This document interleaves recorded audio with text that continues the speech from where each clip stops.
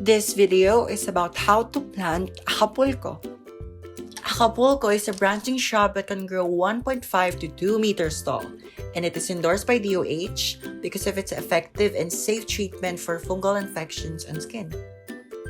The 3 essential requirements in gardening: space for your containers, clean source of water, sunlight. Satisfy these basic requirements to encourage your plants to grow. Also, consider the habits of the plant and which part of the plant is medicinally useful. There are 2 methods in growing Akapulko. Number 1, planting them with cuttings as suggested by an expert, and number 2, planting with seeds that can be bought online. To cut the cutting of your Akapulko, you simply have to cut through an old part or branch that shows an old bark. Since it has green branches, find the mature part of the plant that has a big stem and leaves, then cut it. Put the cuttings inside a clean cup with enough water. This process is called water propagation, and it is highly encouraged because the process allows the cutting to establish good roots, and it will increase the chances of growth when planted in the soil.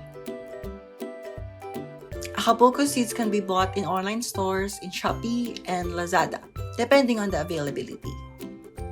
So you need to prepare your space for your pot with loam soil. Dig 1 to 2 inch deep in the soil and scatter the seeds. Then cover it with soil.